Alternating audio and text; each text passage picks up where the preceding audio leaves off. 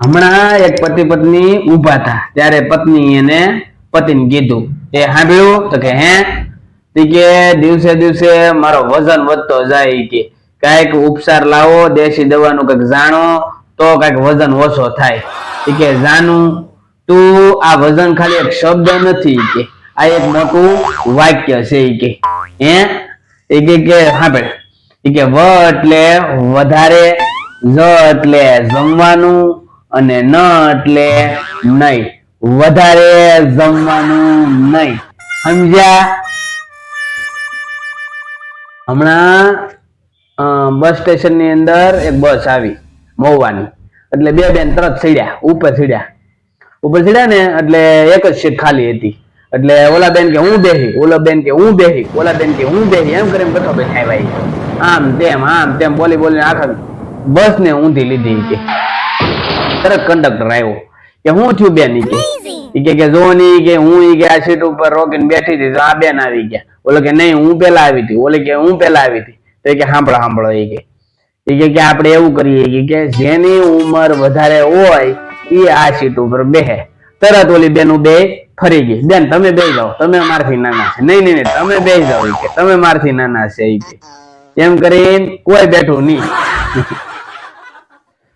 હમણાં એક રોડ ઉપર એક પી ગયેલો, ફૂલ પી ગયેલો, રેડી થઈને બેઠો હતો અને ઝીબ્રા ક્રોસિંગ વચ્ચે ઉભો થઈ અને ગમે એ વાહન આવે ને એટલે આમ કરે. ઓલો બીજું વાહન આવે તો આમ કરે, મને લેતા જાવ.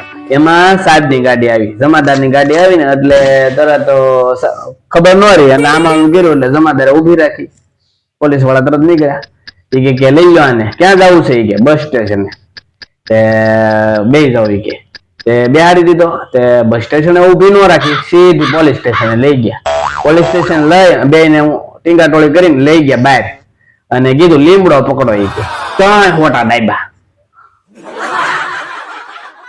હમણાં જીબી માં ઇન્ટરવ્યુ હતું એટલે એક ભાઈ જીબી માં ઇન્ટરવ્યુ દેવા ગયા. સાહેબે પ્રશ્ન પૂછ્યો કે બોલો કે આખા શહેરમાં લાઈટ વહી જાય, આખા શહેરમાં અંધારપટ થઈ જાય, કોઈની ઘરે લાઈટ ન હોય તો તમે શું કરો? તો એ કે સૌથી પેલા ફરિયાદ ફોરમ નું ડબલું છે ને ફોન નું, એની સ્વિચ બંધ કરી દઉં કે.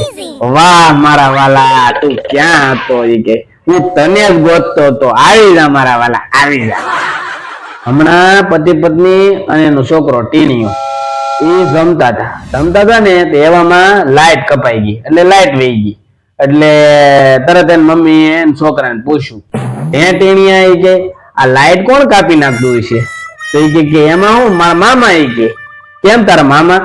એ કે જયારે લાઈટ જાય ને ત્યારે મારા બાપા એમ બોલે જો મારા હાળાએ લાઈટ કાપી નાખી. હમણાં એક ધોન થઈ ગયેલો, ફૂલ પી ગયેલો. તે પોલીસ વાળા ભાડી ગયા ને તેને ટીંગા ટોળી કરીને પોલીસ સ્ટેશન લઈ જતો. બે માણસ જોઈ ગયા. બે માણસ ની પાછળ બીજા બે માણસ ને એની પાછળ બીજા 7 માણસ, એમ કરતા પાછા 60 માણસ થઈ ગયા. તે પોલીસ સ્ટેશને જઈને અને ઓલા ભાઈ પાસે એક બોટલ કાઢી, 2-3 શિવાજીની જોડીઓ કાઢી અને 2-3 માવા કાઢ્યા અને ડોકમાં પાટી ચડાવી અને ફોટા પાડ્યા. તરત સાહેબ બહાર નીકળ્યા ને તો 100-150 માણસ ભેગા થઈ ગયેલા અને કીધું કે આ કે મોટો નેતા છે, મોટું કઈ માથું છે, તમે બધા એને હું છોડાવવા આવ્યા છો? તે કે ના રે ના. એ કે આખા ગામમાં કઈ જડતું નથી, મારો હાલો આ લઈ આવે ક્યાંથી? કે